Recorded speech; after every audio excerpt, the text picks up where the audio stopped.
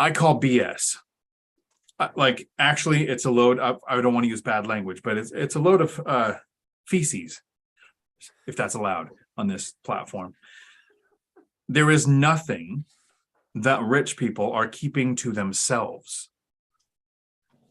It doesn't benefit them. There might be some secret that a corporation uses that other corporations are trying to get from them. But today, I'm going to have Millennial Mike and Matt the Lumberjack Landlord might join us. And we're going to talk about all the secrets of the rich. And really the idea for this video comes from Todd Baldwin, who had a Facebook post that I saw this morning. And casually in the middle of it, just as a sentence, it wasn't a quote. He wasn't trying to be quippy or anything. He was kind of ranting about people expecting him to be able to, as a millennial millionaire, to be able to expose the secrets of the rich. And he threw out the sentence that there are no secrets of the rich. What there are a lot of financial truths that poor and middle class people refuse to believe. And that resonated. That made me think of, why do we want it to be a secret? Why are people hunting for a secret? So I brought Millennial Mike on here to give us a little bit of his rant too. We talked a little off camera, Mike. So tell me about your thoughts on people looking for the magic pill. Well, okay. I mean, I can go off of my rant here, or I can also play devil's advocate for a minute. And I think I kind of want to start by playing devil's advocate for a second. Because, Dion, do they teach financial literacy in high school? Why are they not teaching this en masse to children and to kids and to people who are how come you don't learn about taxes or credit cards or financing? How come you don't learn about budgeting? It certainly sounds like the individuals in charge of creating employees want to keep the employees in the dark and want to keep the people stupid so that they don't learn how to build businesses themselves because they need the employees. You don't think there's any conspiracy theory there with any merit to it, Dion? So in the early 19th century, when the Fords and the Rockefellers were building schools and saying, sure, we'll build the schools as long as you train people like factory workers. We want them to show up 5 days a week, have a bell to announce the start of their day, give them a lunch break, so we can have factory workers trained. Sure, when there wasn't an internet, when there wasn't podcasts, audiobooks, physical books of people who have reached successful points in life and then shared the information on how they did it. If somebody is holding on to a century-old mentality, and it's the thing that's limiting their financial growth, that's kind of on them. Kind of like there are some childhood traumas that can mess you up for life. But at some point as an adult, you have to start saying, that is my past. That isn't going to control me today, or what I'm going to do today is actually going to impact my future more than the past does. So Kiyosaki has spelt it out a few times on how the factories that were being made had to draw people in from the farms, right? The people working on the farms, the idea was you had enough kids, so when you got so old you couldn't work, your kids would take over the farm and you'd have a retirement.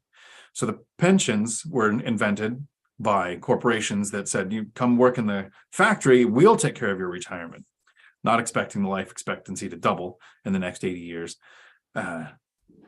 So then we went to the 401k system. But the idea is there are schools that teach financial literacy. Florida instituted a law last year where it has to be a part of the curriculum. There were school courses in the 70s and 80s. Home economics was actually a course taught when dinosaurs like me were in high school. It went away because it wasn't needed, right? It wasn't what society needed. The government came out with a tax incentive program, literally saying, if you invest, we're probably not going to tax you. If you work, we're going to tax you the most. And people still work. The problem with our education system isn't that teachers aren't teaching finances. It's that even if they were teaching finances, it's teachers, people who chose to work, teaching finances. That's what you're going to end up with, people who think like somebody who thinks, I need to work 5 days a week. I need to work for a union. I need to work towards a pension. We come from our perspective when we're teaching, and that's what teachers have, is that perspective. So the idea was it should be taught at home. Yeah, in the 80s and 90s, being taught at home, you ended up with poor parents teaching poor kids. What you have now is the average pretty much 8-year-old has access to the internet. access to content that says, here's how money works.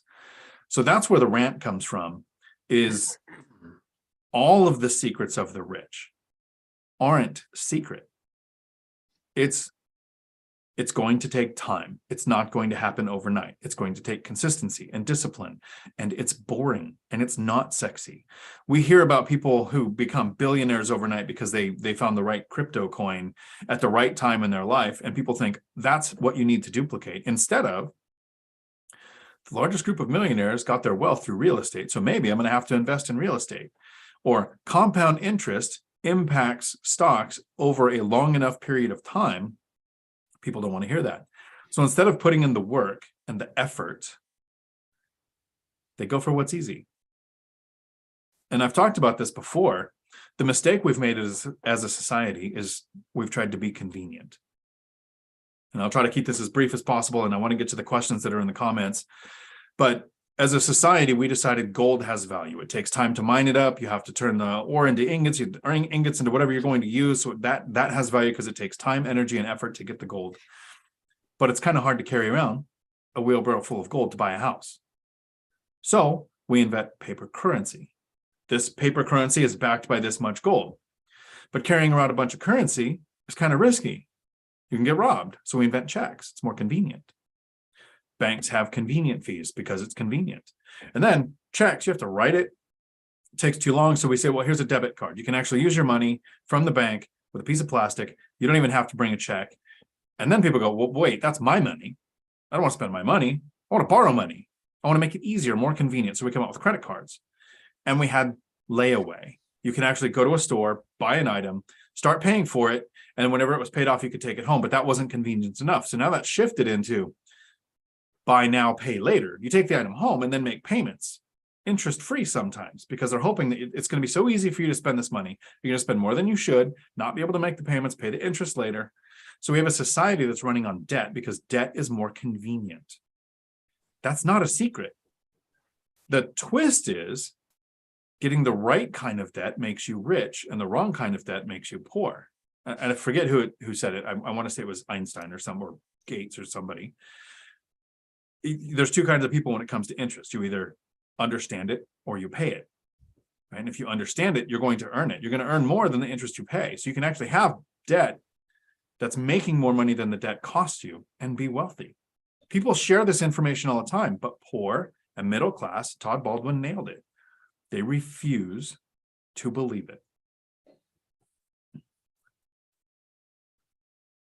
You want me to go on my rant now? Now's a good time for your rant. I have my drink ready. A little bit of devil's advocate, because I understand the people in the comment section. I understand the people out there who would say, well, there are certainly some people who have held secrets or kept information away. But you're right. At this point, in this day and age, you have access to the entirety of human information right here on this device we carry around in our pockets. And so if you're broke in 2023, if you don't have a plan to become wealthy, if you don't have a plan to create a sustainable passive income for yourself, it's your fault. You need to go walk to the bathroom, look yourself in the mirror, look into your eyes and say, I suck. I'm a loser. I'm not working as hard as I could be. Like, seriously, ask yourself the question. If you're not where you want to be right now, ask yourself the question and answer it honestly. Are you trying as hard as you possibly can? Could you sacrifice a little more? Could you work a little harder? Could you give a few more hours? How bad do you want it? Are you willing to train to the level you need to get the things that you want? It's no secret. There's no pill that you can take that's going to make you miraculously lose 20 pounds worth of fat overnight.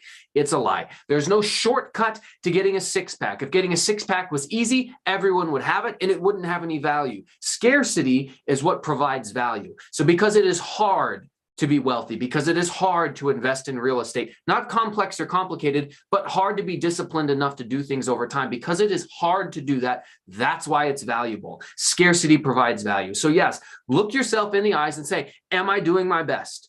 Am I capable of more? What could I do differently? What am I making an excuse about? I just don't have enough time. I'm too busy. I'm tired from work. I'm just going to sit down and watch one show. I'm going to only play 20 minutes worth of video games. Whatever it might be. you're making excuses, and you can either make excuses for the rest of your life and stay where you are. And if that's what you want, great. But if you want to be financially free from real estate through passive income, like Dion is, like I'm getting close to being, guess what? You don't get to be a lazy investor and the laziest person, as Dion always says, and I roll my eyes. You have to work unbelievably hard and front load your life with that work and that investment into yourself. And then you can be lazy and benefit on the back end. There's no secret. There's no secret sauce. There's no magic club. It just comes down to the same thing that it's been forever. You have to sacrifice and be willing to do the work. So are you going to do it or not? The question that people should ask themselves is, what are you willing to do for what you want? For some of us, that's house hacking. For some of us, it's learning how to save and not spending everything you have, not living on credit and spending more than you make. What are you willing to do to get what you want? It's not forever, but it is for now. And I see Dividend Dave threw out a super chat. Thank you. I appreciate that, even though he was asking me if Hawaii threw up on my shirt. Got my shirt ready, so when I go visit Mark Ashiro, the financial firefighter, I'll fit in, right? This is a Nelson Amegmi handmade original shirt that you cannot acquire. Because it was just a student at the CDL school that got such a good job. He was so happy he made me a shirt. So I wear it. Nice. I see a couple of comments here. One I'm going to disagree with, which is always good. I like when we don't all disagree. We're not an echo chamber. That's why when you say devil's advocate, I absolutely agree. It seems like there are secrets of the rich because people can't figure it out. And there's not a lot of rich people who do take the time, like the RE Avengers and the Three Amigos and Beth Traverso and Christian and Cody, that go, look, here's how we did it. Here's what we did every day. Here's what we were thinking of. Here's what we were looking at. Here's what didn't work. Maybe you can learn from that. There are a lot of people who are millionaires who aren't sharing their information. Doesn't mean it's secret. It's not like they're hiding it.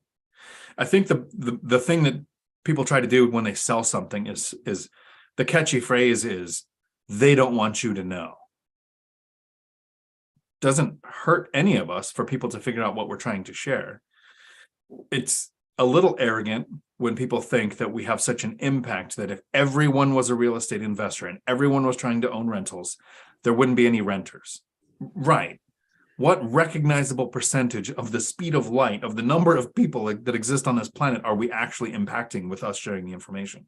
Even the huge channels like BiggerPockets or Kiyosaki or McElroy or anything, where the people have Graham, Stephan, Meet Kevin, you're talking to millions and millions of subscribers, is a drop.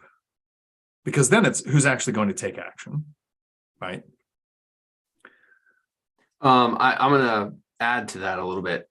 I don't think it's necessarily that there's not enough people out there who are providing information. I think sometimes it's that there's too many people out there that are providing information, because there's a lot of fake gurus and scammers and Tommy Vu and Jordan Belfort, the Wolf of Wall Street, even though he's reformed now. Take that for what you will. But the problem is you go online and you Google, okay, how do I make money? And then you see Ty Lopez saying, yeah, dude, you just got to invest in yourself here in my garage with my Lamborghini. But you know what's more valuable than my Lamborghini? Knowledge. So buy my $1,000 mentorship course and read a few. And so people will end up wasting money, or maybe they'll be rightfully skeptical about it. Really, I just need to read this book and that's what it's going to do. So I understand why sometimes people feel overwhelmed with too many options. How do you know who's trying to scam you? Are these people really who they say they are? I mean, Dion, I went with you this week and looked at all of your rental properties, met a few of your tenants. But most people will never get the opportunity to do the research to verify that you are actually who you claim to be. And so it can be a little bit hard for someone to trust some random individual online, especially if it comes with paying money for a course or something. There's a lot of horrible courses out there, and there's some good ones. So I can understand people's struggle in that regard. No, I agree. I also think in our circle, a lot of us have been in Business Insider. And people don't realize the forensic level of information that they go to. It's worse than a mortgage underwriter before they'll print anything about your story. So it is hard to know that that's a thing, to know, you want to know where your information is coming from, right? If somebody is like me, has never had a successful relationship and is online giving relationship advice, of course, that's a waste of someone's time. But if you can find somebody who's achieved what you're wanting to do, so if you really want to reach financial freedom through crypto, my information, the mindset is going to help. The how-to isn't there. If you want to do it by starting and growing a business, I can give you management advice, but I wasn't the entrepreneur that owned the business. But when it comes to, Chester points out, business owners become wealthy, employees never do. If you're working for a company, what you're doing at that company, you are building someone else's dream. So based on that, I agree with Chester.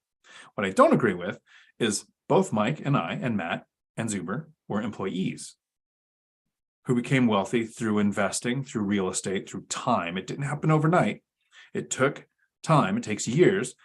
But if you don't have the mindset that as an employee, what I'm doing at this company isn't going to make me wealthy, you have to first realize that.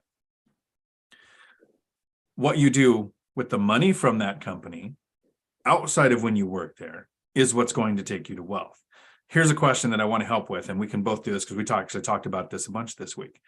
James, howdy. Wife and I both have good W-2s and 3 rental properties. Tax bill is $9K. I thought owning real estate helps our tax bill. We took all the mortgage interest and maintenance repairs as write-offs. Please help. So owning real estate is one of the best tax strategies that I've seen as far as combating taxes. It doesn't really help against your W-2. So the idea is we have a tax incentive program. We need housing, we need innovation, we need business growth. We do not need employees. We're at the lowest point of unemployment since before I was born, May of 1969. Before I was born is the last time we had unemployment this low. So the government isn't trying to incentivize anybody to work a W-2 like you are. They're actually trying to make that suck. They're raising interest rates so that companies will lay people off because the government wants less people working because it slows down inflation. And the government doesn't want inflation because the government has $30 trillion in debt. Inflation, that's outside my wheelhouse. So we'll pull it back to the W-2 income taxes. If you make, and I think it's $150,000 or $125,000 or less, you could take off up to $25,000 of your income by real estate losses and depreciation. But if you and your wife make more than that combined, you might not be able to do that. What you're probably not going to do is pay taxes on the rental income. That's the benefit of owning rentals. I should do this video, and I'm going to be a little bit more transparent than I should. And I actually took a screenshot of my W-2. I worked 6 months last year. My last year working, got a good bonus, made $204,000 or $205,000 at the W-2. I made $203,000 in profit on rentals. I paid $44,000 in taxes on my W-2 work. So $44,000, I'd trade you that $9,000 bill any day. But I'm carrying forward a loss on rental income. So I'm not paying any taxes on the rental income. And the rental income that I have this year, I'll be able to say I have this much of a loss from last year. So it averages out to where if you have a W-2, you're probably going to be paying taxes. If one of you qualifies as a real estate professional, then you'll be able to use more of those real estate write-offs against your W-2 income. But if you have a W-2, it's very rare that that actually works. The CPAs I've talked to said if you ever get audited and you have a W-2, you're probably not going to qualify. It's work more than 751 hours in real estate, work more in real estate than you do at your W-2 job. And there might be other qualifications, but those are the two that I remember. The goal is to grow your real estate portfolio to the size where you don't need the W-2 income so that you don't have the tax issues. Anything I missed there, Mike?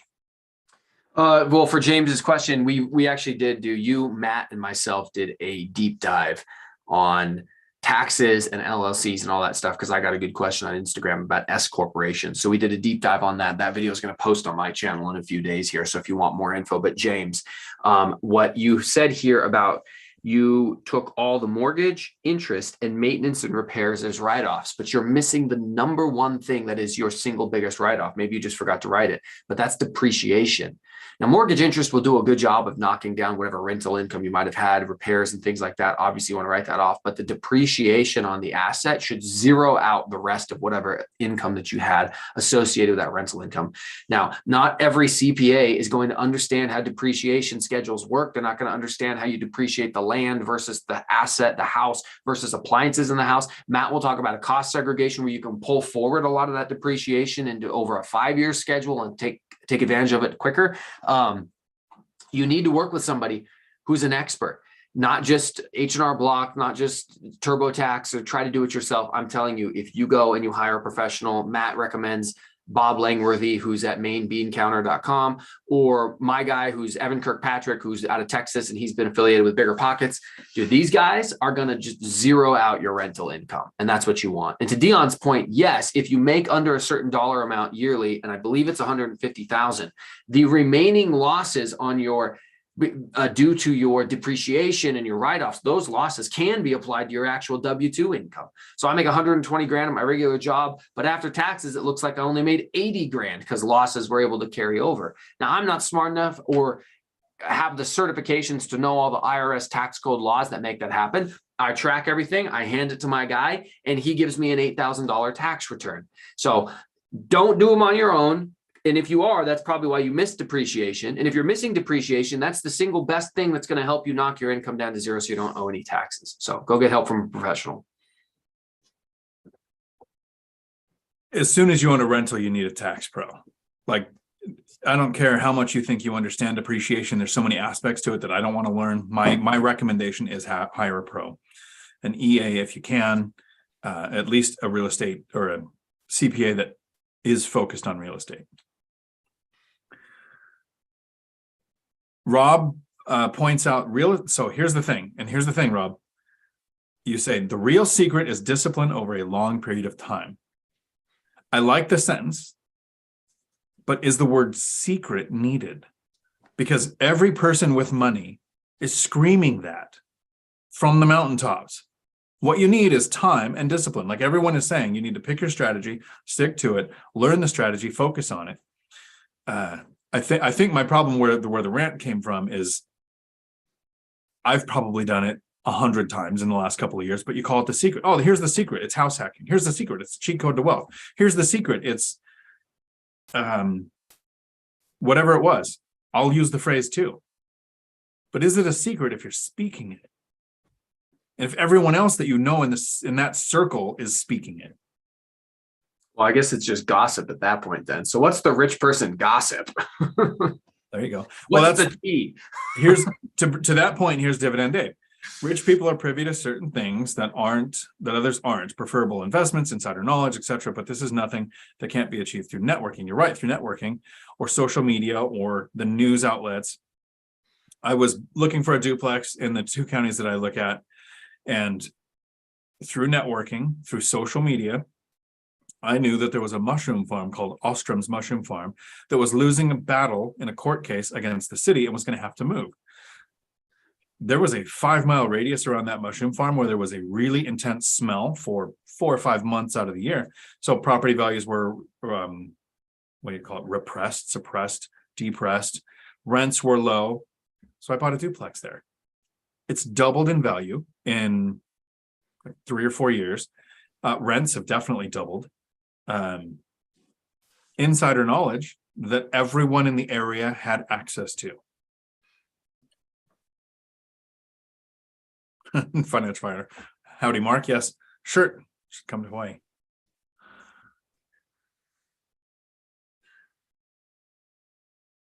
Dividend Dave has a Hawaiian shirt. He's going to send pics. See that in a future video. Shirt on, though. Laura, howdy.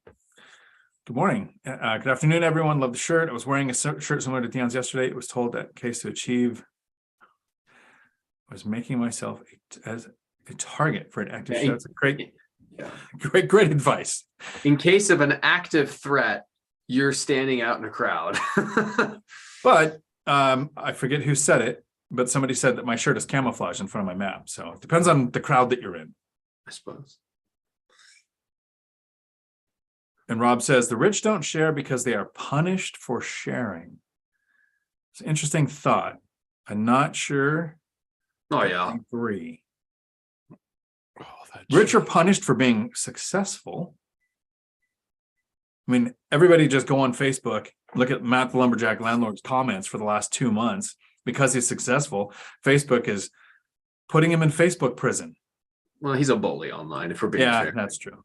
He just picks on these smooth-brained losers who don't know what they're talking about relentlessly, and they can't handle it. They get a little emotional, and then they cry to Facebook. Listen, if How you're did gonna raise your hand and you need some attention, I'm happy to give you some attention. You just might not like the attention that you're gonna get.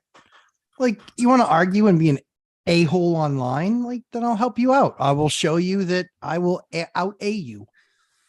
So Matt, I know that you, I hate to say these words out loud, but still have a job and you had things going on this morning. So I Yeah. appreciate you finding the time to join us here. I don't know if you caught it or not, but this video is a rant Oh, on me calling out that the secrets of the rich is a BS statement. of course it is. Todd Baldwin said something, I have nanoseconds of genius. It seems like almost everything he says is smart, but he said, and this was just in the middle of a sentence. It wasn't even like a quote he was trying to say. He said, there are no secrets to the rich. It's that there are financial truths that the poor and middle class refuse to believe. True.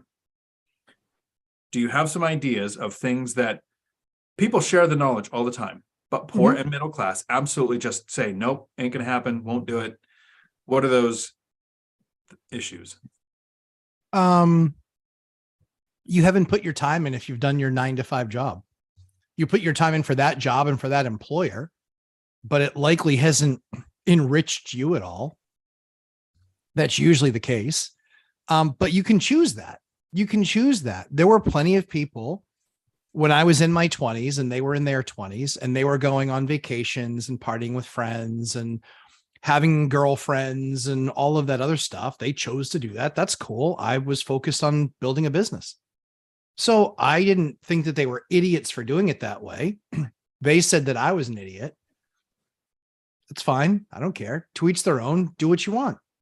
But I think that's the thing that most people don't grasp is that almost every person that's in my course, that's not their job. Real estate investing or wanting to real estate invest, that's not their job. They have an actual 9-to-5 job or a salary job or own a company. It's called getting ahead for a reason. You have to do more to get ahead. You know, there's 3 mindsets that all of the loudmouths on social media have. You got it from daddy. You somehow had an advantage over me. Give me a break. Yeah, 9th grade dropout. Wicked advantage. Start off every meeting with that. And the third thing is that somehow you got lucky. I mean, I guess, okay. Like people make their own luck. That's largely what happens. You know, people are, you know, you look at Larry Bird, you know, the basketball player, and it's like, yeah, he was really lucky. No, he was really skilled because he made that shot 10,000 times a week. 10,000 times a week he was making that shot. You know, the people that shoot 93% from the free throw line is because they work on it hours and hours and hours every single day. You have to learn a craft, whatever it is, you know, and it's just, people just don't want to do the work. They don't want to sacrifice. They think that they're entitled to it somehow and whatever. And the other thing too, is it's the bear concept. I don't have to outrun the bear. I only have to outrun you. That's it. I don't have to outrun the bear. I only got to outrun you. And quite frankly, most people make it really easy to outrun them. So here's a question. Yeah. By any definition, you would be considered a rich person. Yeah, probably. Your cash flow, your assets, your net worth. Sure. And before everybody goes, how much? I'm not telling you. and tries to adjust the definition of rich. The average income in the United States is over $50,000 a year now. It's like $57,000 a year, the average income. If you make more than $30,000 a year, you're in the top 1% of the planet. Right. Right. So rich is very subjective. I am monarch rich by Sudan. By that definitions. Is really like scour your memory. Think, is there something you don't want to share that helps you stay rich, that a rich person wouldn't want others to know. Like, we're literally saying, here's how we did everything we did. Here's how you achieve this. So I just think that's why I wanted this kind of a rant. It's ridiculous when people say, yes, it's a secret. it's absurd. That there is a secret. There is a secret. There is a secret, and it's that it's not a secret. If they're selling you that it's a secret, it's not a secret. I have paid. Do you know how many courses I've paid for in my entire life? Paid for in my entire life. Take a wild guess how many courses I've paid for my entire life. I'm guessing it's about the same as mine. Probably Pretty close. 0. Yeah. I'm trying to think if I actually say this often, and I would never say that if I was still working there. I think I don't know that I ever would have had my commercial driver's license if I had to take a course to get it. Exactly. Right. I'm just not a course person. Me either. Me either. The only reason that I made a course was because to put all of the data in one place, to share all of the systems that we have in place. I'm not a course person, but I'm a 1%er. I is what it is. Hate me for it. Whatever. I don't care. It's not going to affect how I sleep at night. If you think I'm an asshole, I don't care. No, whatever. I want to make that short. Every time I see a Facebook post attacking landlords and how evil we are, it makes it really hard for me to fall asleep on my lumpy mattress full of cash. Exactly. Like, I've got to and again, it's not to say that it's not without issue. Of course it's with issue. It's just, we're providing a service, and any service industry, it doesn't matter how amazing the restaurant is, you're going to get food sent back to the kitchen. Way it goes, I expect to get some food sent back to the kitchen. That's kind of how it goes. We had another acute case of eviction mold this morning when somebody got their papers. And I was like, that's amazing. It's like, yeah, it's really bad. I was like, oh, send me pictures. My phone can't take pictures. Okay.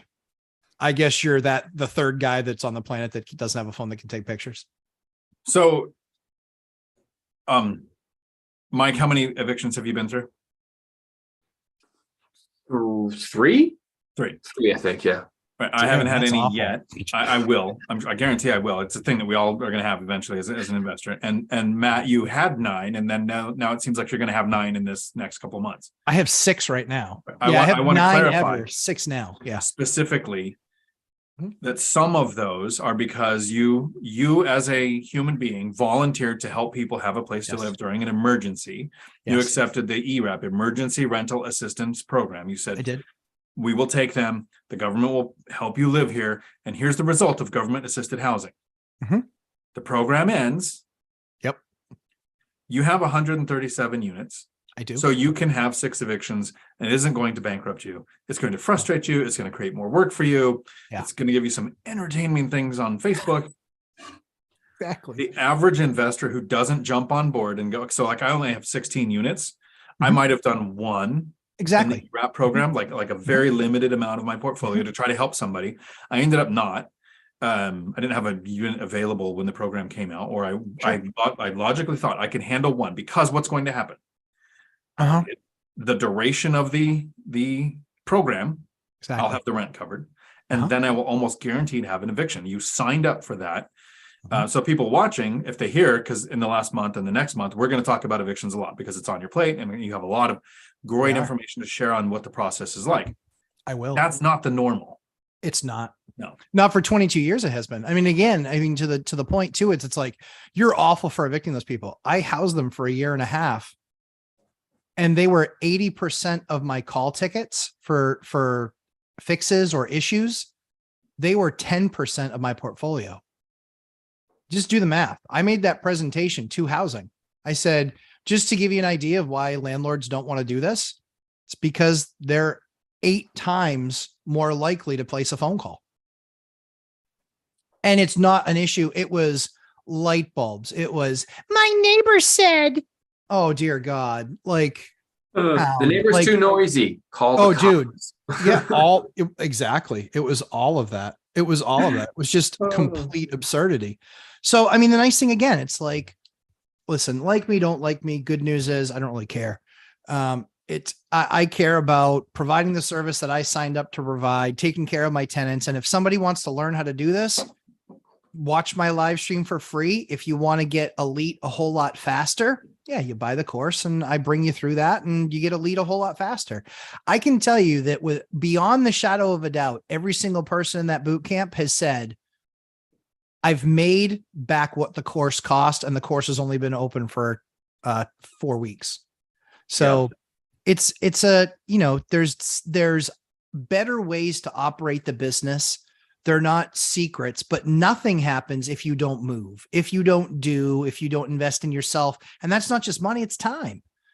It's money and time. Why is it that with 137 units, a very successful course, and 2 devilishly handsome friends like yourselves, I still spend time every single night watching YouTube? Every night. I'm trying to learn what my next thing is going to be. What's my next skill? I watch it. I'm constantly educating myself all the time. That was a lesson I took away from a couple of weeks ago when Aaron jumped in and he did a really big super chat. He did a super chat on Christian and Cody's. And I was like, okay, this is a person trying to learn. And then he's like, hey, I have 14 properties, 40 units or something. Still learning. Like, that's the point. I've still taken this content too. It's not like you don't have to, I guess. Once you reach financial freedom, there's a way you can kind of pull off the gas, but there's so much information out there that can help you. And I actually want to get to this question from B-Trio because a couple of people, I think, thought it was a bot, right? But yeah, I read his thing and it said Bit Rio, and I looked at the B logo and I was like, right. No, it's a real question. He clarified it's not a bot. We do get a lot of bots. I'm sorry that people kind of came and said, oh, it's another bot, because as you notice, there's a couple of people here, several people who have the little wrench next to their name because there were so many bots that we couldn't keep up with keeping the comments out. So some people have jumped in to help. But your question, and it's a great question, and actually I have an answer, but I want to see what these guys say too. Why can't people work and save in the US dollar? And one of the main reasons is it's fake. It's not real. Since 1971, the US dollar hasn't been backed by anything. There's no gold backing it. It's just, we say this has value, so you have to say it has value. And as a society, we said, oh yeah, it has some value. Inflation destroys that dollar. Inflation in the last couple of years was, 8, 7, 9. We had a 9.1% at one point on inflation. Banks were paying 0.02% interest. So if you put $100,000 in the bank in a year, you lost $9,000 worth of buying power because you were working and saving in the US dollar. So it's a great question, because one of the first steps to getting started in real estate, I quote 6 steps to get into real estate. And the first one is to learn how to save. That doesn't mean spend less, and it doesn't mean pile money up in the bank. It means figure out how to increase your income. Overtime, side hustles, promotion, change jobs, whatever it is to increase that income. Then it goes credit score, talk to a lender, develop a strategy. You've got to put the money to work. If you don't take the US dollar and put it to work, you are losing value with that money. You need money in an emergency account. You need to save down payments, closing costs, immediate repairs. So it takes money to do this. We invest for a cash on cash return. There's a lot of elements that says whether a rental is good or bad. Like, there's a list of 20 things probably. And one of those things is math. So it's about 5% of the equation. You need to get the best yield you can on the deals that you're looking at. So the more money you put to work at a good yield, the more money that will come in to give you financial freedom. So you can work and save in the US dollar, but if you don't take that next step of putting it to work, I'm going to say this, and I hate to make declarative statements, because the less a man makes declarative statements, the less apt you are to look foolish in retrospect. Quentin Tarantino. No one has saved their way to wealth. Nope. It's a part of it, but the step of investing and putting that money to work, that's where wealth comes from. So it was a great question. Hopefully that helped. And if you guys, Matt, let's go to you first. Do you have a follow-up on why can't people become wealthy by saving US dollar? Inflation. It's paper. It's a fiat currency. It's the note. It's the currency used to attain assets. And at the end of the day, I will take assets that create cash flow, period, end of story. Because then I take that cash flow and I buy more assets. Well, that's the way that it goes. The people, the thing that the poor don't understand, I'm going to be very rude. The thing that the poor people don't understand is that you have to have a skill that is valued, because if anyone can do your job, you're going to be paid like everyone can do your job. The second thing is that if you really want to make money, you have to invest in yourself, have value, bring value to the table. And at the end of the day, the people that are wealthy versus the people that have much of nothing are the ones that made buying assets that increase in value or even just stay with inflation, but return capital and create cash flow. That's who gets rich every single time. The gap continues to widen because poor people spend on stupid things. And don't give me this, well, they need to buy food. Yeah, of course they need to buy food. I'm not arguing that. And yeah, that inflation hurts. Do they have $1,000 iPhone? Are they paying $26 a month for Netflix and $8 or $10 a month for Hulu and $15 a month for YouTube and this, that, and the other? Yeah, that's the problem, is they get death by 1,000 cuts. I look at financials all the time for younger couples. Ashley and I try and help people out. And so I look at their statements all the time. And you know what? It's because their spending habits suck. It's because they buy whatever they want. They buy whatever the whim is. They don't have a close budget. You know what my close budget is a year? It's $500 a year is my close budget. That's my budget for the year. And I got bad news. I didn't buy any clothes in 2023. So I spent $500 on clothes in the last 2 years. So be it. Way it goes. Way it goes. And you know what? At the end of the day, that just is what it is. People that understand money and what it's to be used for are the ones that end up with plenty of it. It's just fact. You know, I drive a car right now that I bet is worse than every other person watching. But I can probably buy a nicer car than every person watching. Be rude. So that's just the way it goes. But I drive a 2004 Yukon that looks like it's Swiss cheese because it's got a little bit of rot, and it's the way it goes. And I paid $1,000 for it. People don't like it. That's fine. But you know what? That's what I go and pick up my rent in.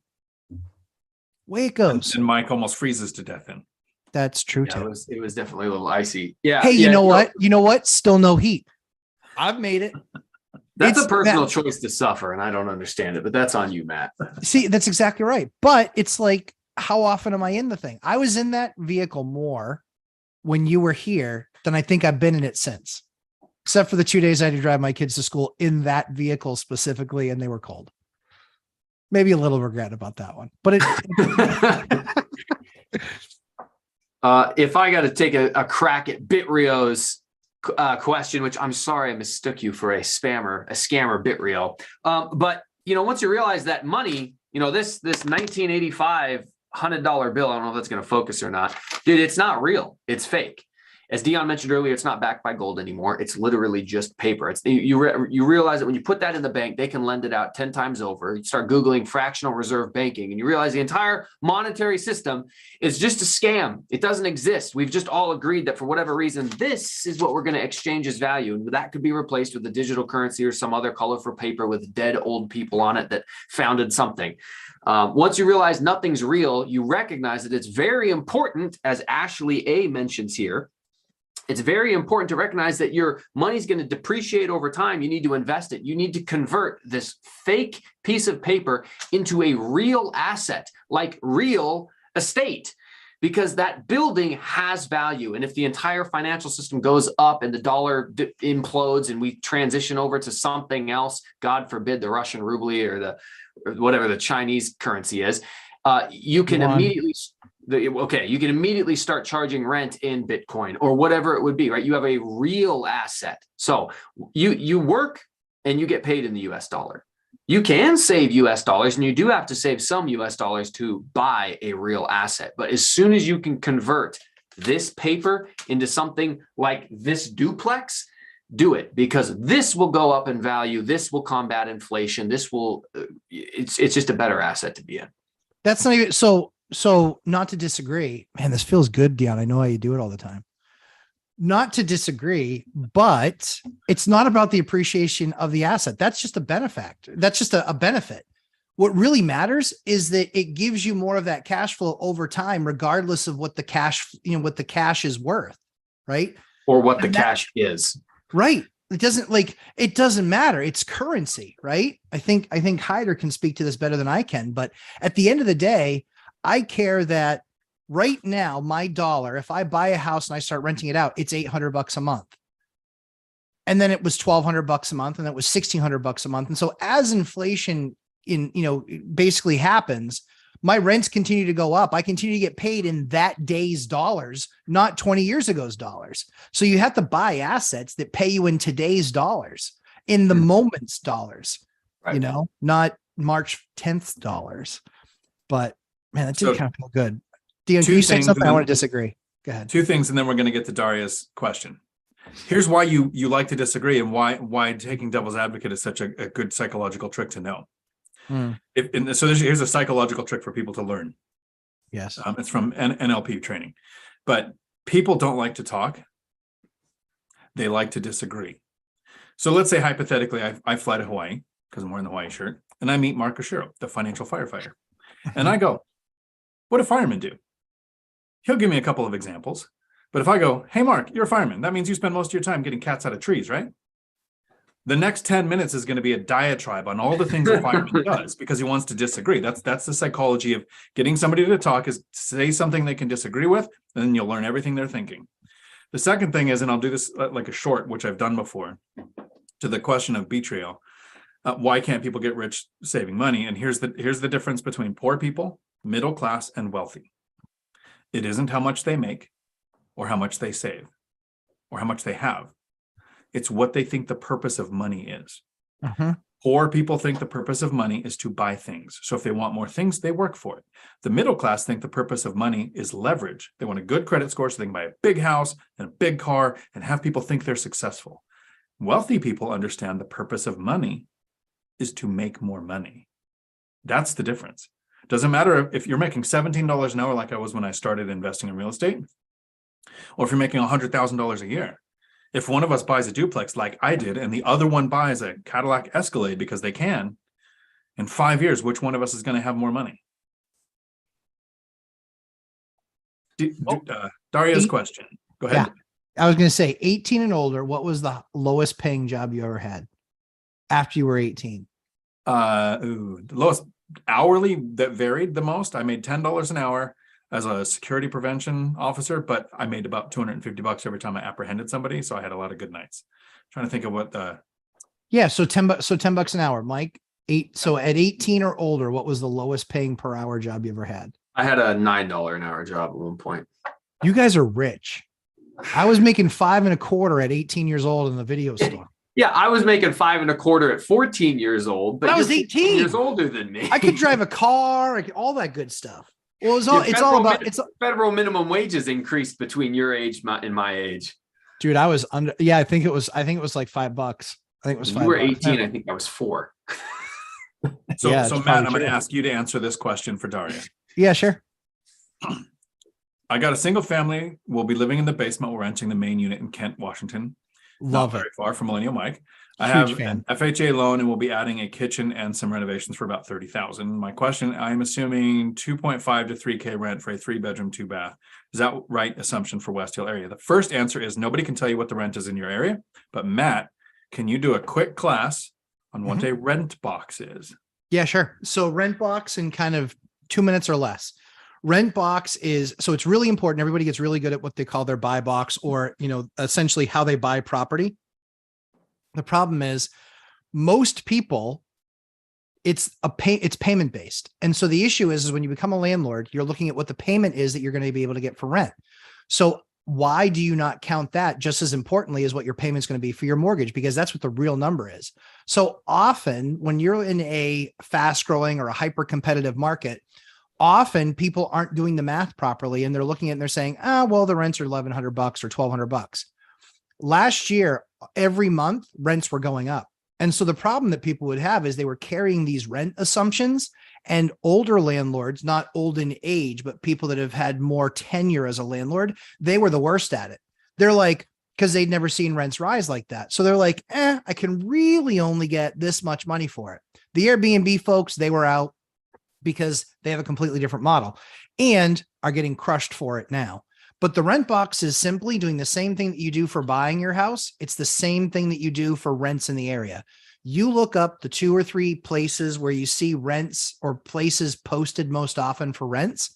And that's usually Craigslist or Zillow or apartments.com or Facebook Marketplace. It's almost always Facebook Marketplace everywhere. Craigslist is kind of touch or go depending on the market, and Zillow is pretty reliable. So is apartments.com.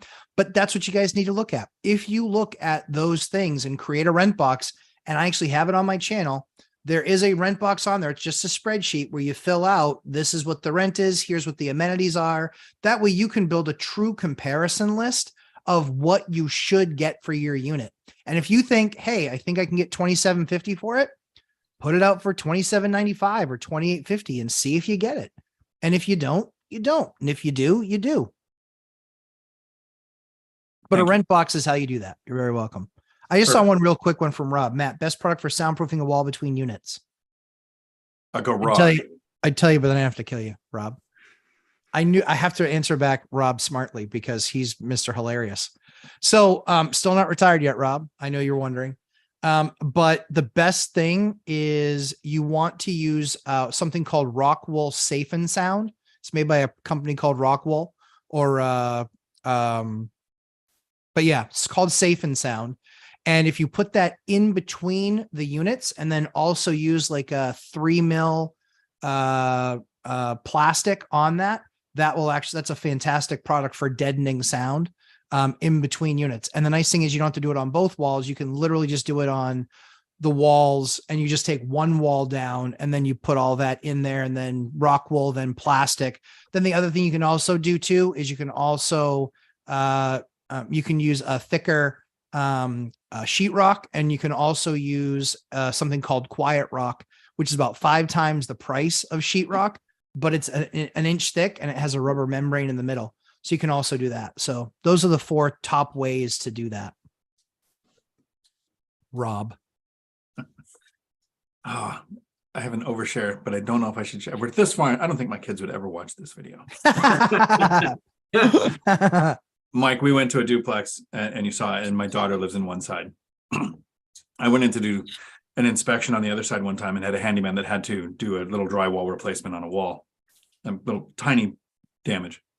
And I see the office on the side has like your wall there, but soundproofing all the way around and thick and did all that kind of stuff. And the guy was explaining to me why he had to soundproof his wall because of the inappropriate noises that come through that wall. Still doesn't know that that's my daughter on the other side. And I didn't need that information either. That was an overshare. I'll blame it on the vodka Mountain Dew. Not what you want to know as a dad either. Like, oh God. Friends in the family. Dung Tai is here. Thank you, Dividend Dave, for the super chat. Dung Tai. I love it. My man. Dung Tai is awesome. Dung Tai's got 66 units. And he just fired an underperforming property manager. Good for you, Dung Tai. He just shared on his Instagram. If you don't follow him on Instagram or Matt, you should follow both of them. And he was like, he bought Matt's course. I saw him in the boot camp. And then he's like, I'm taking all my properties back. And so he just posted a bunch of pictures of notices he put on the door as like, they're mine. So good for him. Yeah, it's awesome. Maybe if Dung Tai is available, we can have him in on a Tuesday. He's great. He's great. Yeah. 66 unit investor, does upstate New York. Yeah. He's fantastic. For anybody that is available today, the members only live is at 5. Matt's bringing some of his deals that we can look at. We'll look at some of mine and we can look at some of yours. It's a format kind of like this. It's Zoom, but everybody that's a member can join. We kind of interact.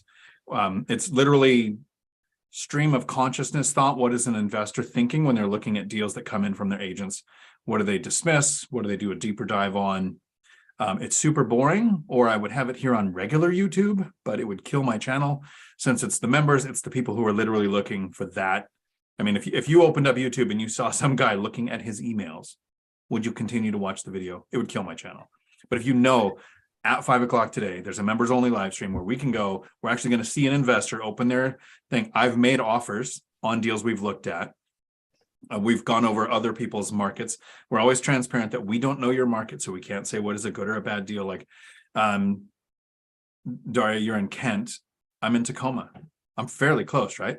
I have no idea what the rent should be in Kent because I haven't ran Matt's buy box scenario there on what rents more, garage, carport. There are some areas where there are apartments that will garner more than a single family house because in that area, they have the amenities, they have the view, they have the whatever. It's different in each market. And so we'll kind of do that in those members only. And here's a question from Stephan. Hey guys, I'm looking to buy my first rental property and there's a Section 8 tenant already living there, something that all three of us are involved in.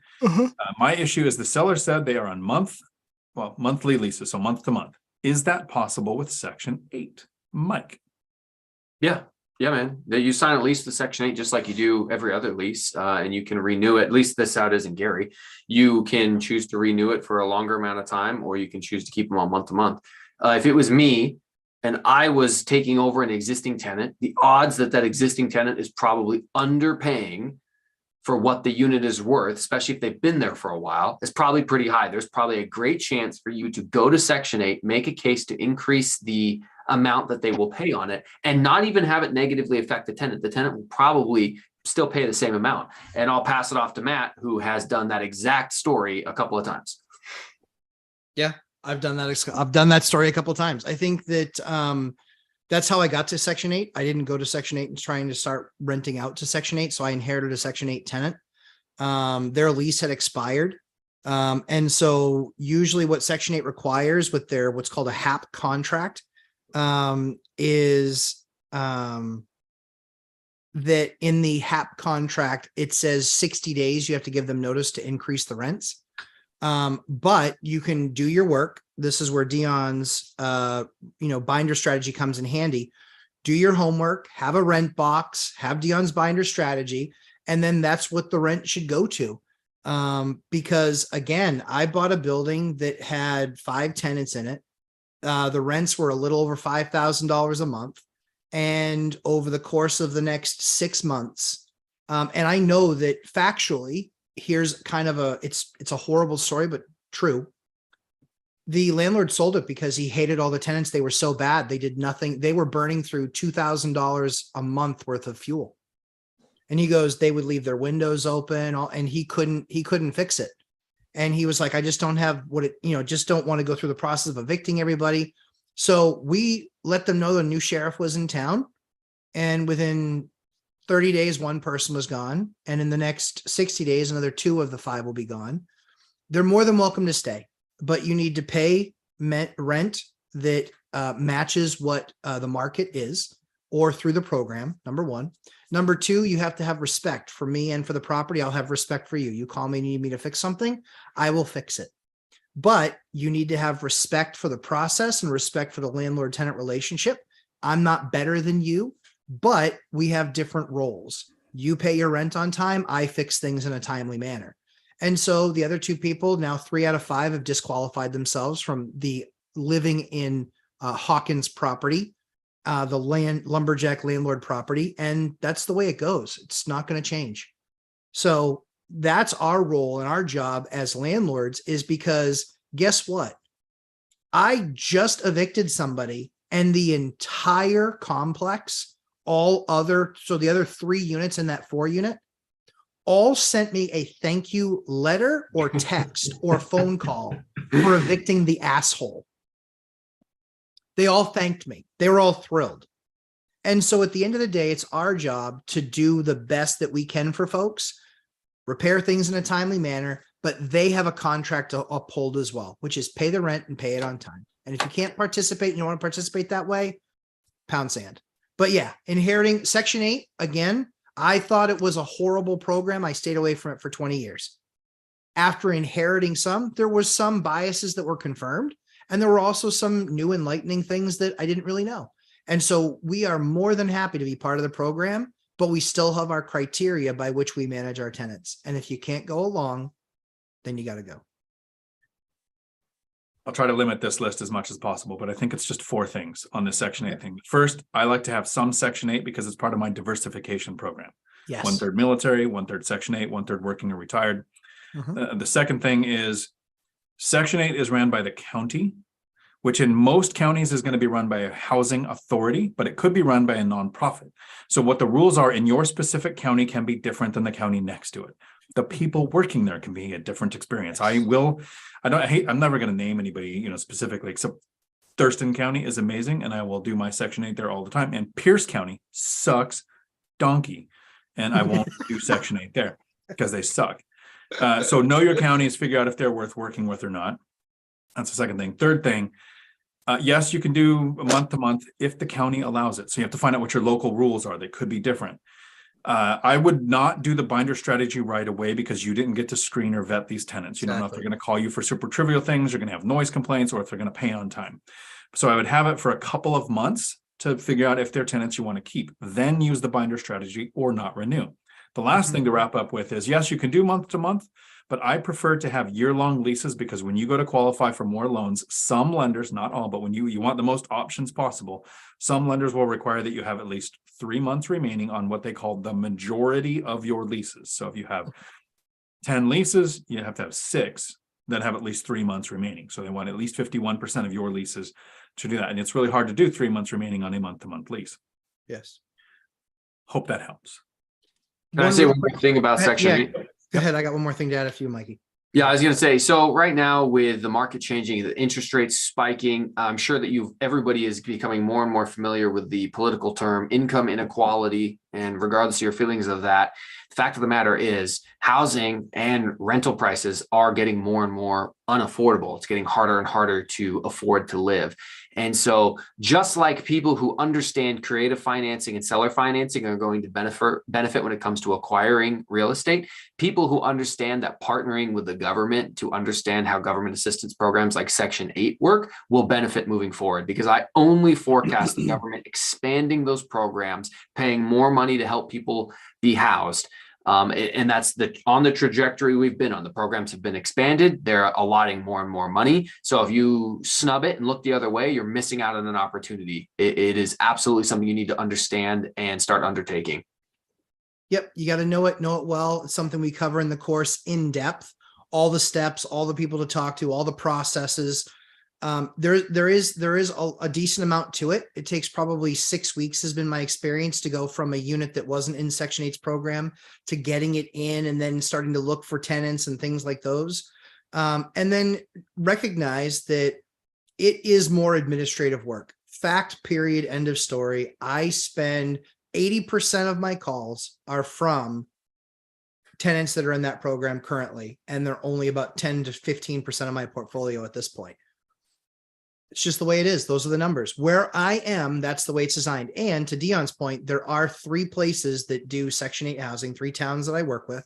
2 of them, it is a pleasure to get their phone call because I was very honest with them in the beginning saying, I didn't really like the program, but I would be willing to work with them and see if we can get it to a place where we can work on it together. And then one place is just like, she's just brutal. She's brutal to work with. I don't like working with her. But I'm not going to throw out tenants because I don't like the administrator of the program. But expect that there's going to be that. My experience has been quite different right now. So 16 rental units, 3 with the program, 2 other than lease renewals I never heard from in 2022. The third I heard from once in 2022 when she told me my kids broke the doors, so I had a contractor replace them. Here's the pictures. Yeah. That was the one interaction I had with that tenant.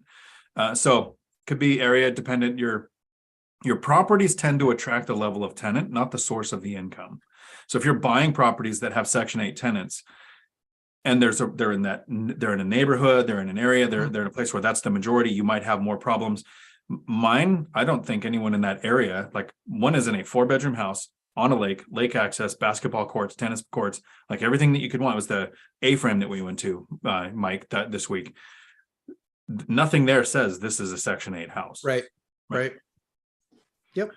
Yeah. And that's the other thing too, is that I've acquired those assets with Section 8 tenants, and I don't just throw them out like a lot of landlords do. They use the opportunity to buy the assets to toss those tenants. And I don't agree with that. Couple quick things here. Boomser, howdy, thank you, says he recommends The Creature of Jekyll Island on fiat currency versus money. I like it. I want to congratulate Melissa. So glad I caught it live with all three of you. Leaving my closing now. Congratulations. I'm now a Good for you. triplex owner. All right. Okay, Stud. go Gary, Indiana. Oh, my man, so to What? speak, in a feminine way. Yeah, it's beautiful. You've been in Congratulations. Seattle too long, Mike. Oh. Since she was a woman. Oh God, let's not get Dion shadow banned as we start making. I see Beth Traverso talking about her income of $4.25 an hour as a hostess at a restaurant with no tips, but lots of abuse from customers and bosses. Isn't That that was awesome? motivating to improve my life. That's exactly what that is. Exactly right. Motivation to say, there are people that do this for decades. Yeah. I don't get it. Like, why, Beth, would they do that? So, yeah.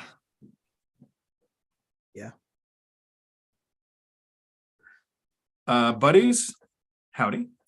My financial advisor is pushing a cash life insurance policy. Is this what you guys use? So this is the three things I agree with Dave Ramsey on. One of them, insurance is an industry that makes money off of people who don't understand the industry. No life insurance. Actually, right now there's a key man policy at the company I was working at that they're selling to somebody else because they're hoping that I die soon. But I have never. I think I had like life insurance when my kids were under 10. But if you die, your kids start getting your Social Security. Each kid, so if you have 3 kids, it triples the amount of Social Security you would get, and they each get it till they're 18. So finances was never a real concern for me as far as insurance goes. I have no desire to learn that insurance is an investing, what do they call it, investing vehicle where you can make money from it. The people who are going to make money from insurance is like your 401k or your retirement plan. The people managing it are going to make money no matter what happens with your money. But that's my personal opinion. Mike, thoughts on cash life insurance policies? Yeah, so that's a good question.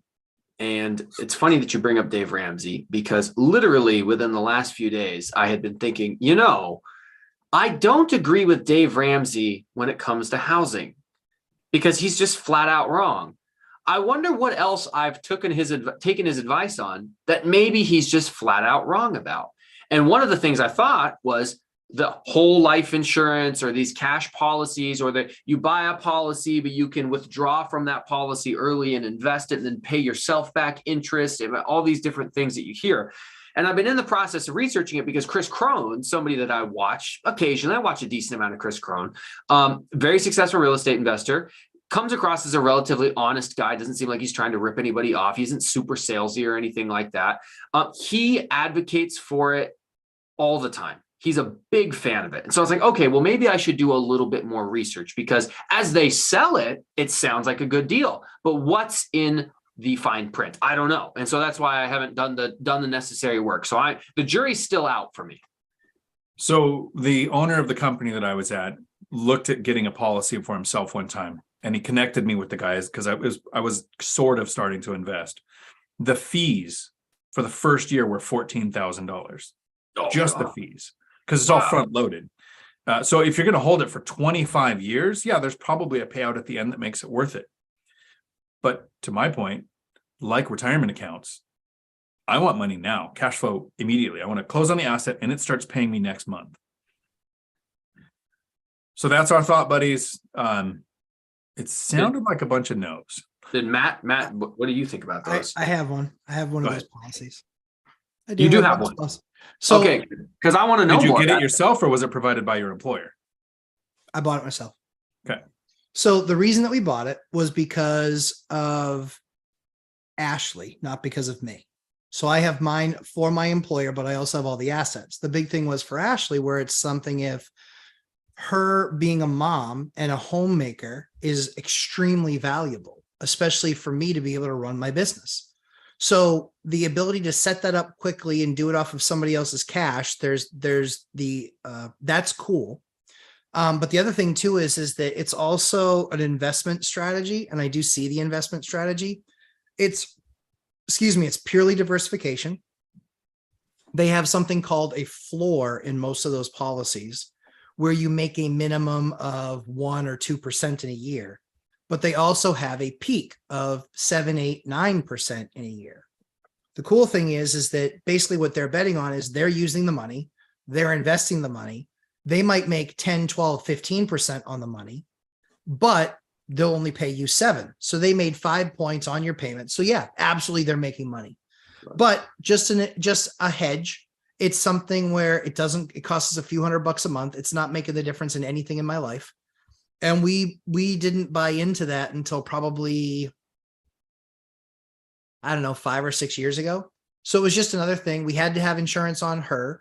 She wasn't going to have any insurance through a job, her being a homemaker. And it's only a W-2 job. It's a very hard job taking care of, especially 3 children that I made.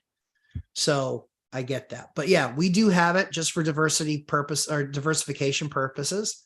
And it does. It's actually got a ton of cash value. We could cash in and get a nice big fat check.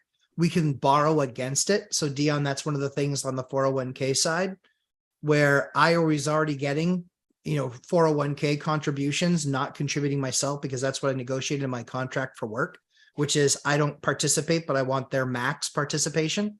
So it's just a diversification hedge. So it's not anything that I'm putting a ton of money into. It's a fraction of a fraction, but still something that we have just in case. It's truly insurance for insurance purposes. But one of the things that you'll find is that high net worth individuals, all of them have one of these policies without exception. They all have. And in some cases, if you show that you can basically do more than your payment and contribute more, a majority of the payment actually goes to investment.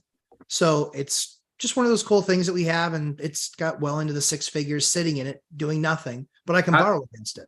How does the borrowing against it work? Because that's what seems interesting. Oh, I could borrow against this to buy real estate that performs better than the interest rate I would owe back on it. Like, have you done that, or can you explain it? Haven't done it. Just didn't need to. No, because we didn't get it until we had money. Right. Yeah, because that's one of the things you have to prove is there's an insurance component to it. You have to prove the cost of, essentially that's what insurance does. If you're a high net worth individual, it has to replace your income. That's the purpose of it. A homemaker, I had to show them, well, she's a nurse, she's on this track, but because of my lifestyle, because I would require an extraordinary, care for the kids because I'm not around, I'd be flying. Again, this was done when we were prepping to have a family. But yes, we did put that into place. But it was not when we didn't have any money. It was when we started to have some money.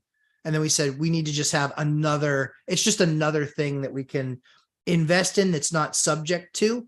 And again, even in a market in a down year where if it goes down 5, for 2 out of 5 years, where we still make money, we still have wealth preservation. There's a level of that in it too, which is wealth preservation. So that was what, to me, it made it sense to diversify and get something, but not in lieu of spending on investment properties. And again, if I look at all the money that I put into that policy, it probably doesn't buy me another investment property.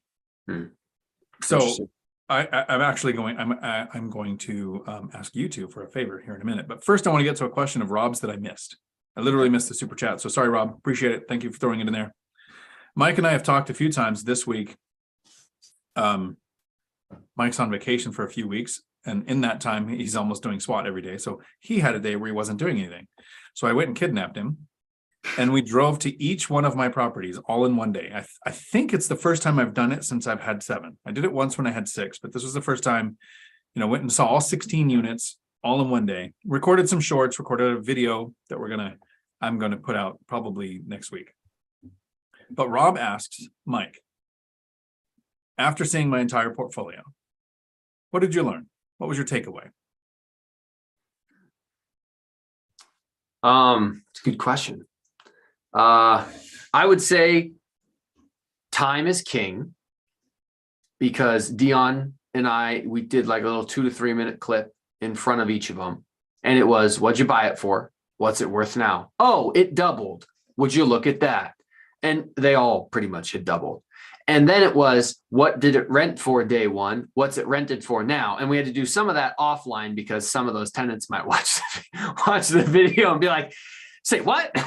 But when you heard what he fixed his mortgage payment at in $2011 or $2015 or even $2021 versus what it's renting for right now, oh my God, time is king. And lastly, after spending time, and I didn't see Matt's entire portfolio, but I saw a lot. We went in front of a lot of his properties. I mean, you just drive down the street, that one, that one, that one. And, oh, in a few years, I'll get that one and that one. Yeah, I know exactly what that is too. And what I've learned from writing with both of them is small multifamily is extremely underrated. Extremely underrated. 2 to 10 plexes, extremely underrated. There is a lot of money to be made in small multifamily. They both own almost exclusively small multifamily. And that's why I have an offer out on a triplex right now.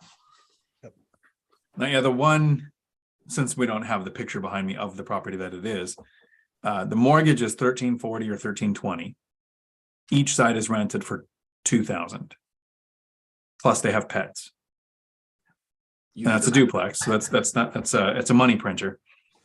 And that was, it doubled in value. The rents didn't quite double. They went from like $1,150 to $2,000 over 4 or 5 years. Yeah, time in the market is amazing, but half my portfolio, literally 8 units, I purchased after 2020. So it's not like you had to get these in 2011 to have killer deals. Right. Single family investing is what poor people do before they want to make real money, multifamily investing. I'm going to clip that, send it to Zuber, be like, hey, start a war. Just kidding, hey, Mike, yeah. We love you. When he buys a 10-plex, he calls that one rental at a time. Right. Yeah, he never says one single family house at a time. It's true. Yeah. It's one rental. Right. And Mike, and you're going to see, so you see it in your duplex, but you don't own a triplex yet. Not yet. But my 2 duplexes are my best exactly. And this is the thing. People will find in their market that if they do the research, let's say a single family home costs $400K, it rents out for $2,500 a month for a 3-bed, 2-bath. It rents out $2,500 a month. You buy it for $400. You're making $200 a month. You can buy the duplex in that same town, usually as good of an area, for $500,000, and you don't get $2,500 for it, but you get $2,250. $2,250 times 2, $4,500 instead of the $2,500, and your cost basis was only $100,000 or $150,000 more. The riches are in the niches. You buy value, and the debt product that you use to buy a single family is the same debt product that you can use to buy a multifamily, so long as it's a duplex or smaller. The rules change when you get to 3s and 4s, but duplexes are the highest likelihood to be converted to condos. They're the highest likelihood to have long-term tenants because truly the next step is a house. Right. And they are most like a house with a value from a rental perspective.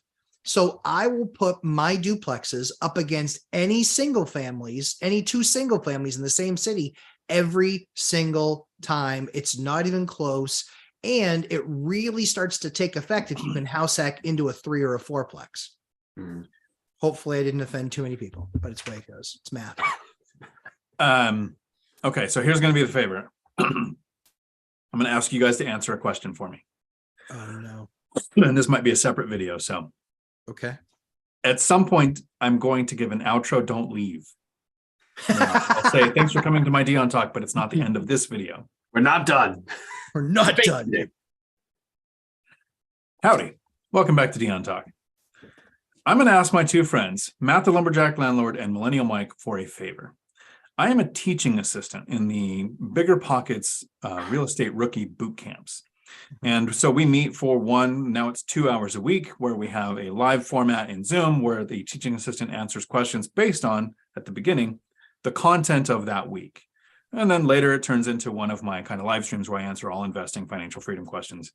And just like here, no relationship advice, no parenting advice, nothing that I actually suck at. We stick to the things that I was successful at. But in that format. These are people who paid for the BiggerPockets course on how to get your first or your next rental.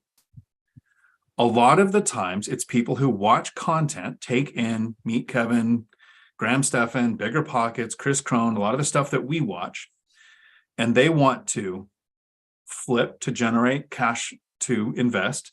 They want to use the BRRRR method because they either don't have a lot of money to start with or they want to recycle capital. And now these are people that are mostly trying to get their first rental. Some are trying to get their second one. So the problem I constantly run into is it's the BiggerPockets community where there are some very successful investors who flip and use the BRRRR method and do all of these creative strategies.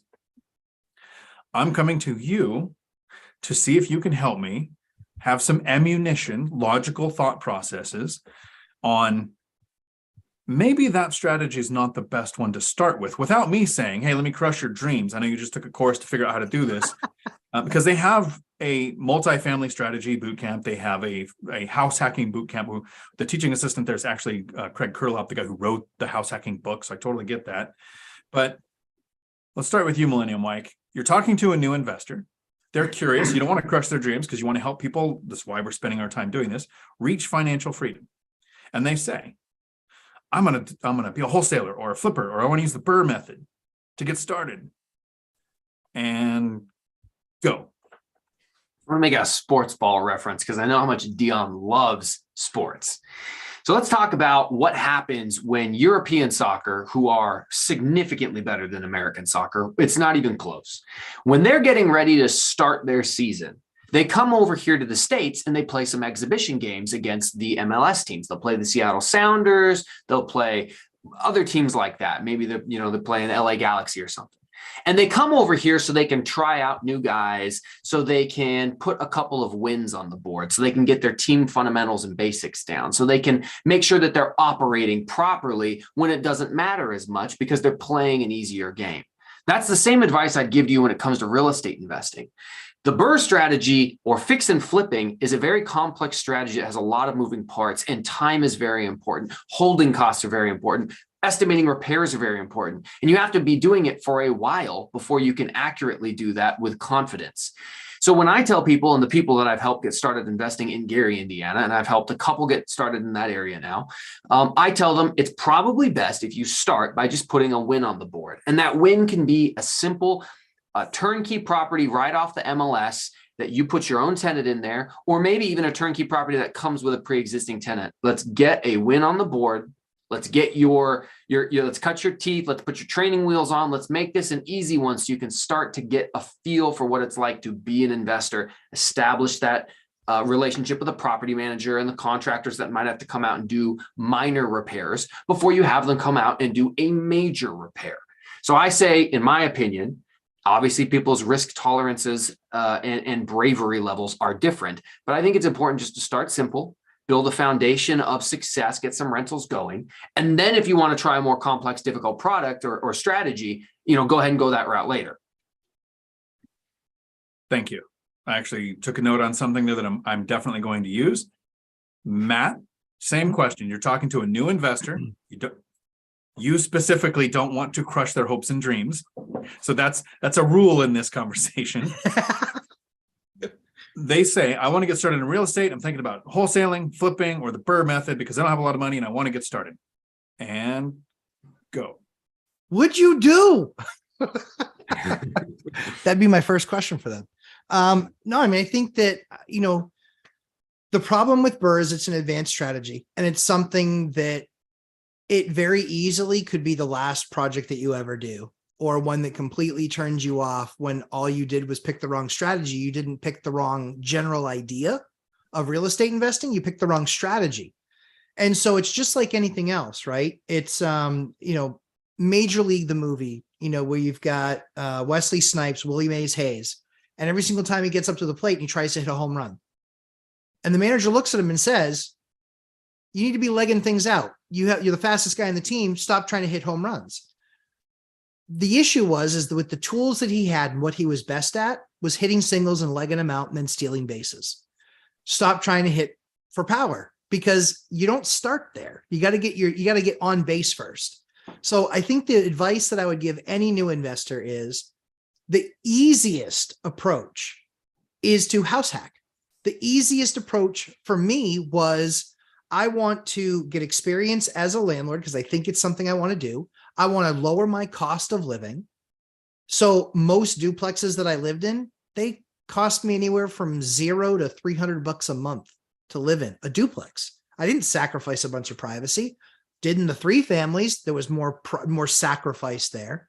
But when I wanted a bigger unit, things like that, it was like, the compromise I'm making is I'll house hack a duplex. That's enough of a compromise for me.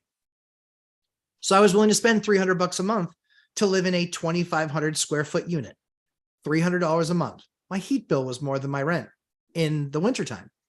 But the thing that I would encourage people to do is make investing essentially part of your life.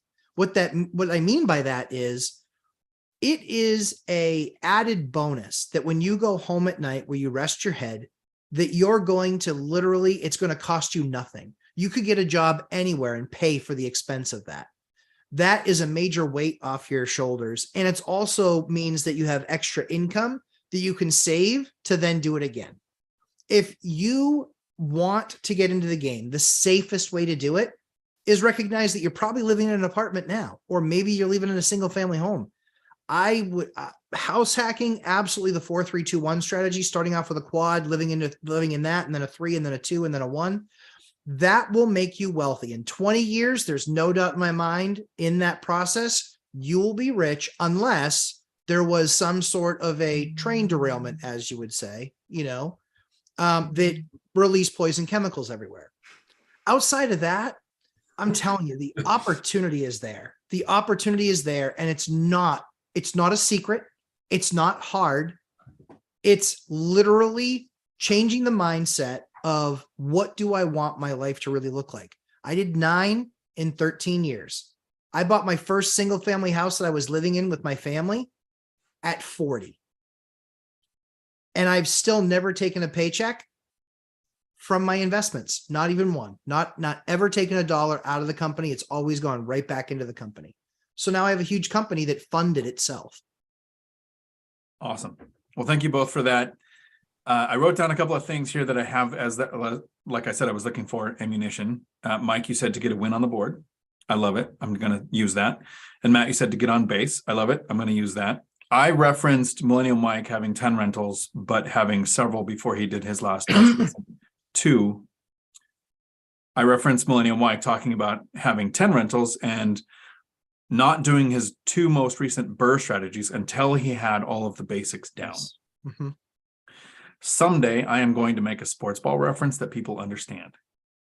Maybe. But not today. Thank you both for that.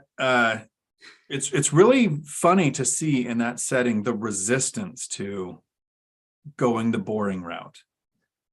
First, house hacking is very easy for people to say, I can't do it because I have family, which we've both done with families. All 3 of us have done with families. And then the resistance is, that's too slow. You're just going to save money and buy a rental. And to me, boring is sexy. It's how I reached financial freedom. So thank you for that. I appreciate it. If you guys have more questions on which strategy you should start with, you can find Matt the Lumberjack Landlord here on YouTube and on Instagram, and Millennial Mike here on YouTube and on Instagram, and all of us often in the Facebook chat defending the evil landlords. Until my next video, thanks for coming to my Dion Talk.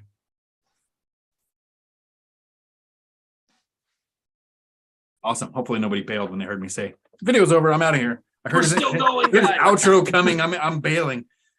That was a real thing. Like there are some smart people in there learning, and they've got some strategies, some people with some rentals, but I tried the house hacking thing. Resistance was huge.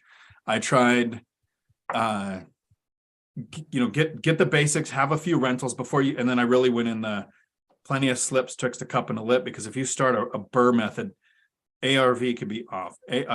Repair timeline can be off. Repair cost can be off. These are all things that if you don't know how to screen a tenant, place a tenant, find a lease, like structure your business, and you want to go for one of those, what you guys, and I agree, advanced strategies, you're making it a lot harder than it has to be. Yeah. There's stuff I still haven't done today. I've never developed anything ground up yet. Why? Everyone's like, oh, well, that's the next thing for you. Maybe not. Like, just because I drive a car every day doesn't mean I'm going to drive a semi tomorrow. Like, Well, it's like me saying, Matt, you're dating. So Mike, you've been dating for a while. You better get married. It's the next step. Logically, it's the only way to go. It's just not. It's different. And here's the thing.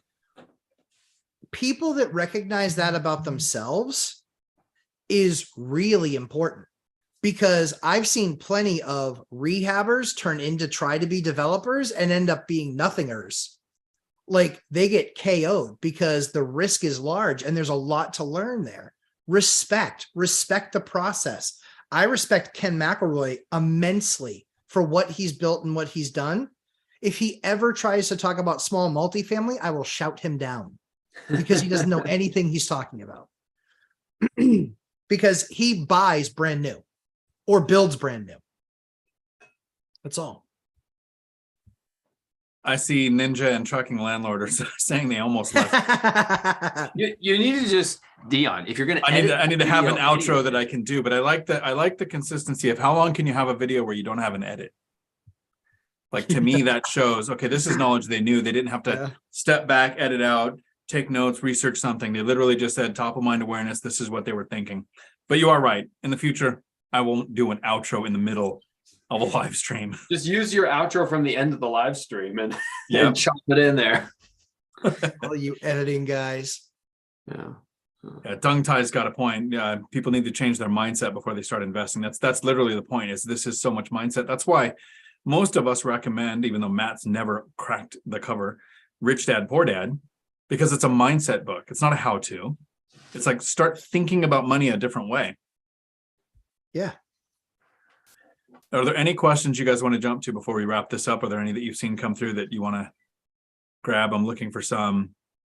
I mean, the Q&A with stories saying, I know most people recommend house hack, but if you're married with kids, I can't recommend it. Yeah, man, it's extra difficult. But the opening sentiment that we started this conversation with earlier is, what are you willing to sacrifice?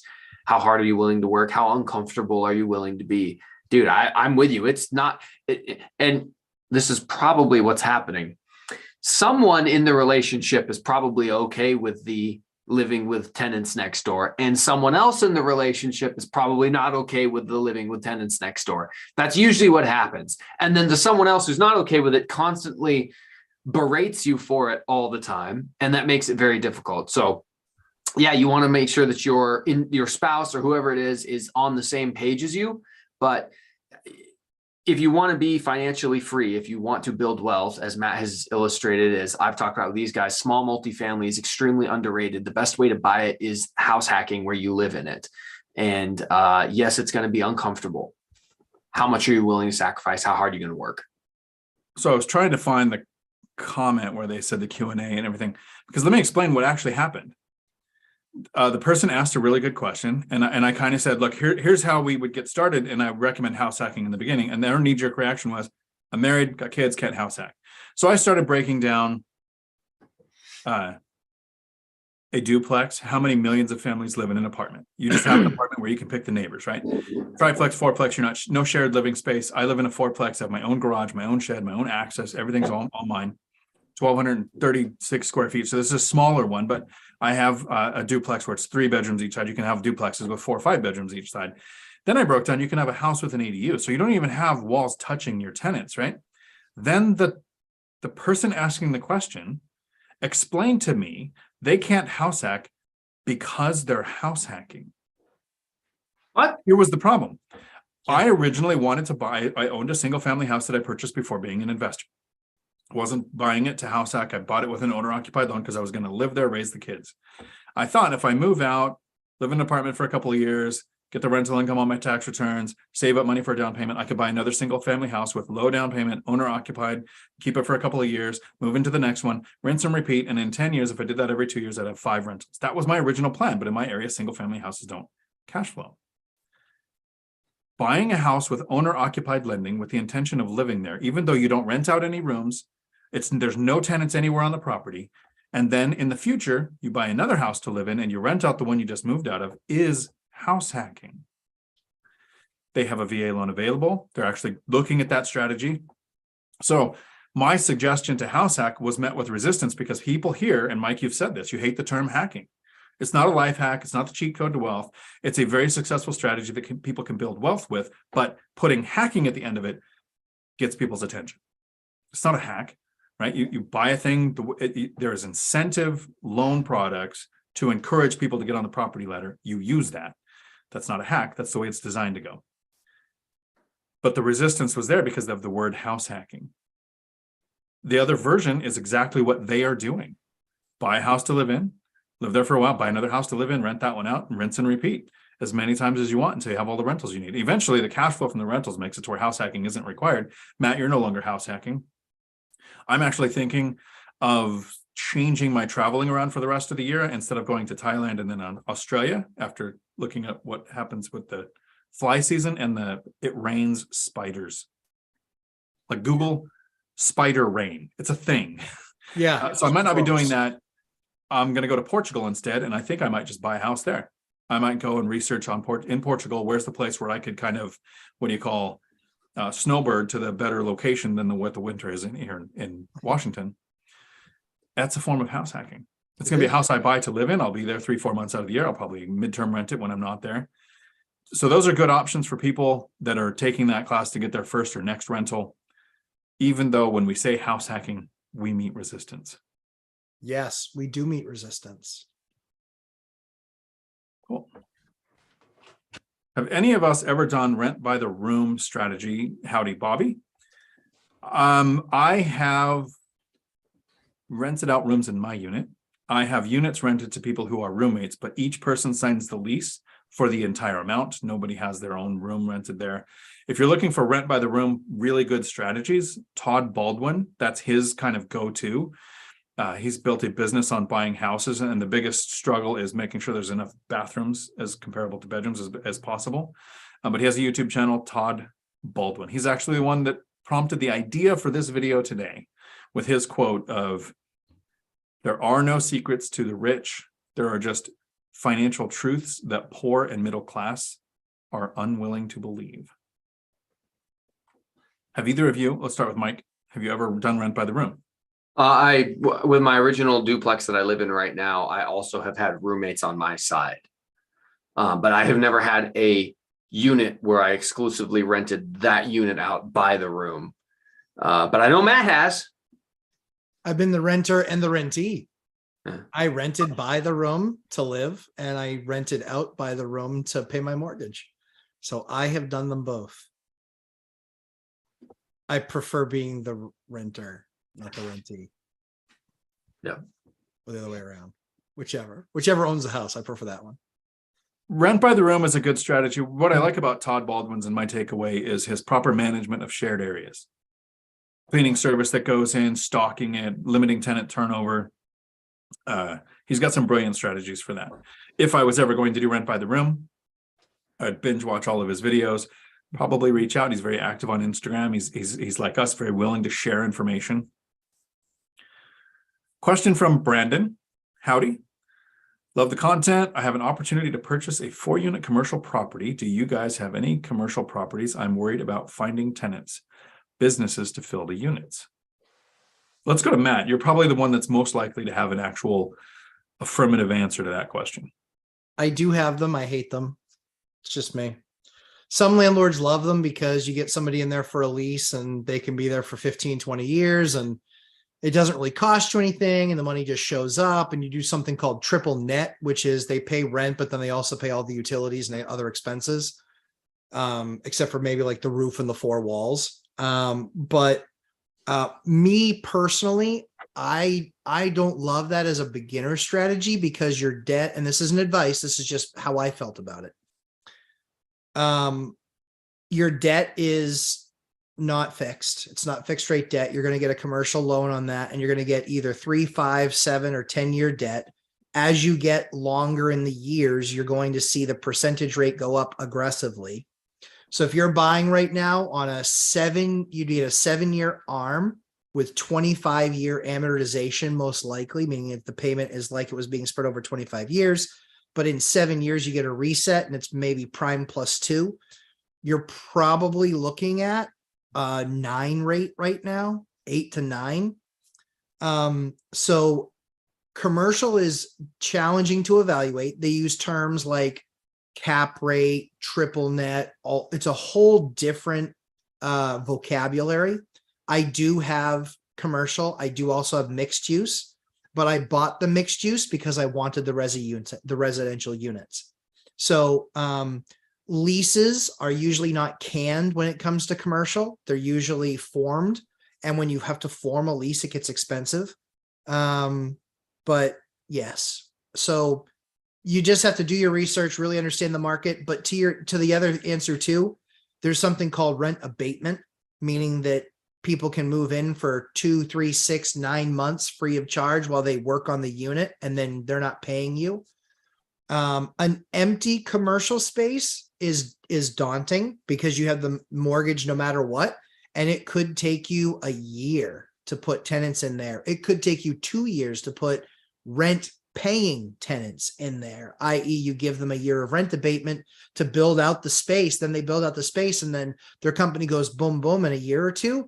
Guess what? They default, they disappear, and you have a space that's nicely renovated, but for that type of business. So those are just some of the things that I don't love about commercial real estate.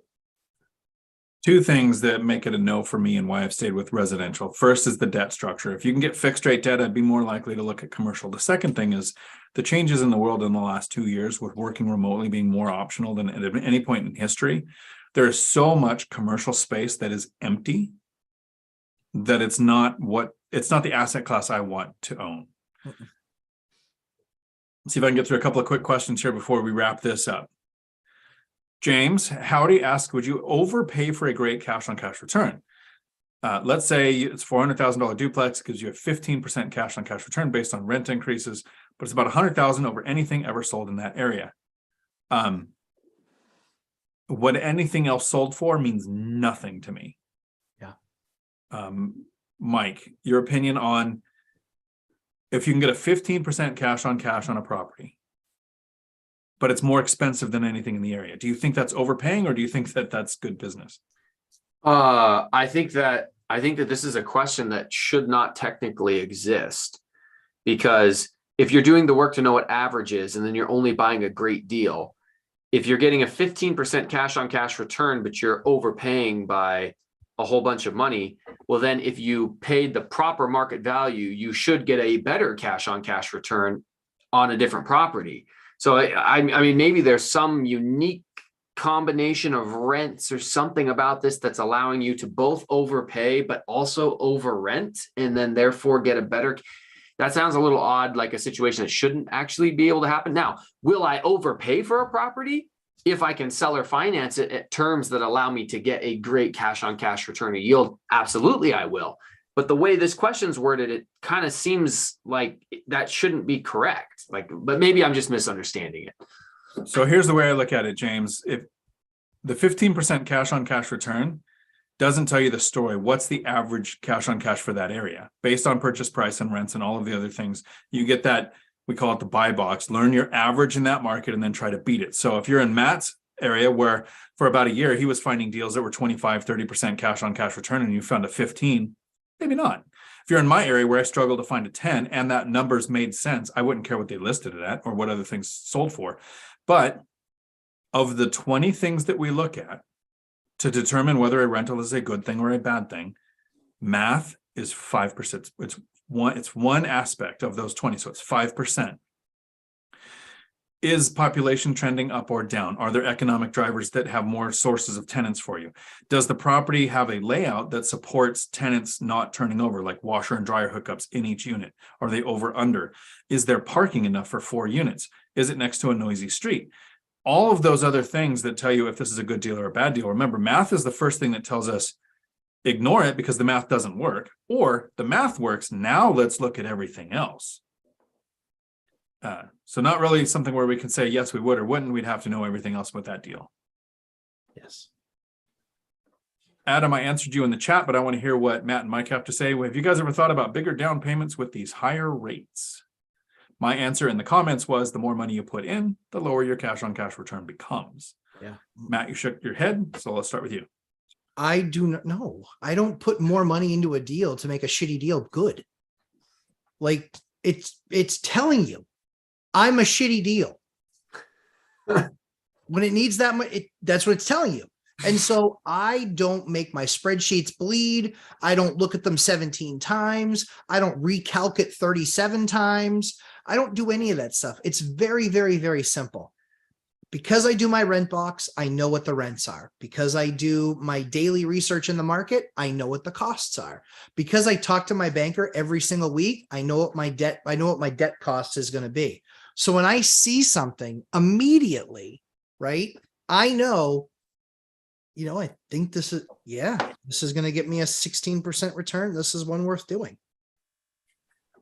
Don't try and make good deals by trimming out the numbers and slimming. Well, maybe it won't cost me this much to do this, and maybe it won't cost me. And I'm not saying that's what you're doing. I'm just cautioning everybody. If you put enough money down on a deal, you can make any deal cash flow. I just want to do deals that I'm putting money down where I see that return based on what my typical deal is going to be, because the evaluation, this is golf, right? The competition isn't against my competitors. The competition is against myself. What is the asset and how does it compare to the other assets I have or that I can get, and what return will it give me? I am selfish. I want as many of my money babies having more money babies and coming home as often as possible. And that comes down to one thing and one thing only. Having the formula that you use consistently on whatever asset you're buying and making sure that you stay consistent. Because then what about tweaking every deal that you look at? You'll never stop looking at deals. Hopefully that helps. I'm about to use the Dionism. Go ahead, Mike. Oh, sorry. I was going to say, I'm about to use the Dionism. First, I'm going to disagree with Matt. And I'm going to say sometimes I do put more money down in a deal. And here's the exception. If you're doing a cash out refinance and you take too much money out of the deal, you might create a negatively cash flowing property. And so leaving some extra money in the deal so that it cash flows properly might technically drop your cash on cash return a little bit. And so there have been, and I just made 2 videos about this, where I left more than the minimum of 25% in the deal so that I would have a better cash on cash. Well, my cash on cash return was still infinite because I still made money on the property, but I could have made even more money. But that was a refi. Right, exactly. And so it was a refinance, not an initial purchase. So that's why it's a Dionism, because technically Matt's still right, but I got my way of cleverly being a dissenter. So people like smart, Mike. They don't like clever. They don't like clever, right? What's a Dion? That's why I have so many friends. So my point exactly, Mike. A couple of questions we're going to get to here, but the last thing to wrap up is never compare somebody's year 10 or 22 to year 1. You might hear somebody like me say, I'm going to buy a property all cash because I'm just buying the cash flow. Right. That's not how you grow a portfolio. It's how you kill the growth of a portfolio. Correct. But for some of us, we're not looking to grow our portfolio. Mm-hmm. When you're starting, that's kind of the goal. Mm-hmm. Jay Aguilar, howdy. Having a lot of late payment issues with my tenant right now, and I'm thinking of getting rid of him. What's the best way to do this? We talked about this in a video recently. I have 2 things that I do. I'll explain the first, then I'll go to you guys. The first is the day that it's late, you serve them with eviction papers, whatever works in your county, whatever the timeline is, as a favor. To help the tenant the day that it's late, you serve them, because there is rental assistant programs that you don't qualify for until you've been served. So you start the process immediately. If you've let it delay a few times, you start the process now. And let's go to Mike on this. Tenant with late payments, your solution. Well, if there was some sort of government assistance we'd get them signed up for, we would go that route. And then my property manager has allowed people to work with her over like a week or 2 if they're bringing their payments in late. I've had some tenants who routinely pay 2 weeks late every month for 3 years, and I've gotten the late fees in cash flow consistently for 3 years. I don't know why they can't do it on the 1st and they can always make it on the 15th. That's on them. It's been that way for a while now, but I definitely monitor that. And if it gets later than that, and they're not making rent. Well, okay, well then we're posting. Sorry, bye, see you later. And to Rob's question about a book that I recommended, he said I read Tom McKay's book, which was Flip Anything USA. That guy, he has a book. I can't remember what it's called. Wake Up and Smell at Real Estate, I think. It's a book that's written for wholesalers. It has a bunch of fantastic strategies if you want to wholesale real estate. He has a couple long-term buy and holds, but he's made tens of millions of dollars flipping stuff without even doing repairs to it. He buys it under value. He does relationship-based driving for dollar type stuff, finding real estate. It's fantastic. He's definitely an honest dude. I really like the guy. I've chatted with him a bunch of times offline. But it's just not the type of real estate investing that I want to do. So I haven't really implemented any of his practices. But yeah, he's a straight up dude. If you're interested in wholesaling, I'd point you in his direction. Okay. One of the last things we're going to wrap up with here is a question, and I'm going to make a video out of it because I'm super lazy. I'm the lazy YouTuber. Again. Gotta be the lazy investor, lazy YouTuber. The outro will be real this time. So the outro on this, I will actually finish with an outro. So at the end of this question, unless you guys see a question you want to jump on here, let me know. I'll look at the question. This is going to be a question from Matt. So Matt, you're going to help me make a video. Thank you very much. Helping me be lazy. Happy to do it. Howdy. Welcome back to Dion Talk. Today I have Matt, the lumberjack landlord, who has a strategy that I get asked about often. And I'm going to have Matt explain this from start to finish, off the cuff, with no preparation whatsoever, because you don't even know what the question is yet. Don't. Good luck. Matt, can you please, step by step, explain for me your reverse offer strategy? No, of course I can. Video's over. Thanks. Yeah, exactly. When we're done here, this is what happens when you spring things on me. So the reverse offer strategy is fairly simple. It is one of the things that, as a sales trainer, I often find that people make this mistake. When you're offering whatever you're offering on the last house that you were trying to buy, you came up with in your mind what you thought was a great offer. And likely the seller doesn't agree. And it could not agree for a number of different reasons. And so I believe people need to stop shooting in the dark. I believe that with the reverse offer strategy, you will drastically improve your chances of winning. And more importantly, in competitive markets, as well as multi-offer situations, I have won a number of deals where I wasn't anywhere near the highest or best. My record was I was the 9th best offer on a property that got 17 offers. I was number 9 and I still won the deal. The way that you win deals with the reverse offer strategy is you need to have a good agent, but you should have that already. B, you need to have them have the conversation with the selling agent that says, we think the property is great, but we recognize that everybody's different and that everybody has different needs and different things that they're trying to accomplish.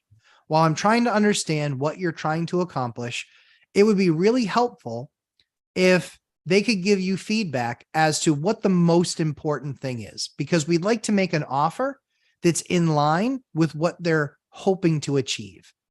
And you can then give them, say, well, they go, oh, it's price. It's probably not price. It's probably part of it, but it's also how fast they need to be out. Maybe they're a hoarder house and they need some dumpsters. Maybe it's an estate sale and they want to leave everything behind. Maybe it's they don't want to do any work from the inspection report. And so you do a pass or fail inspection report.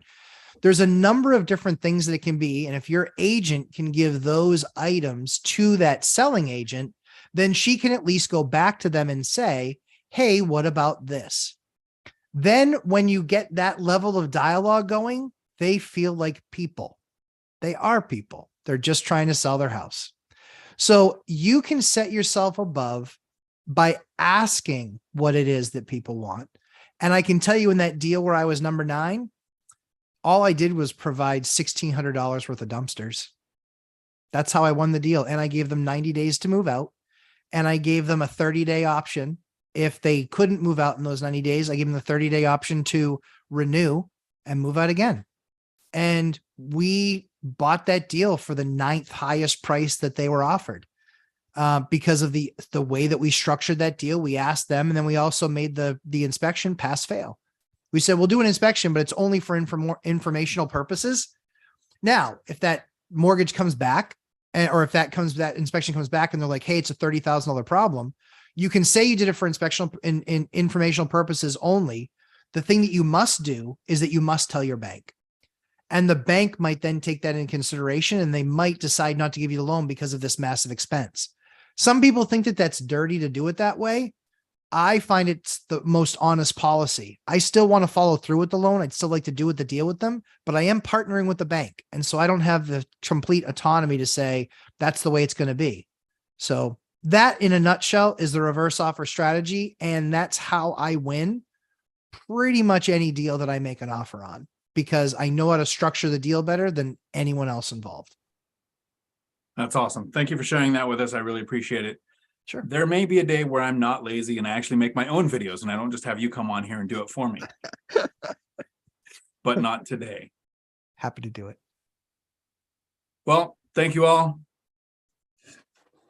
Until my next video, thanks for coming to my Dion Talk.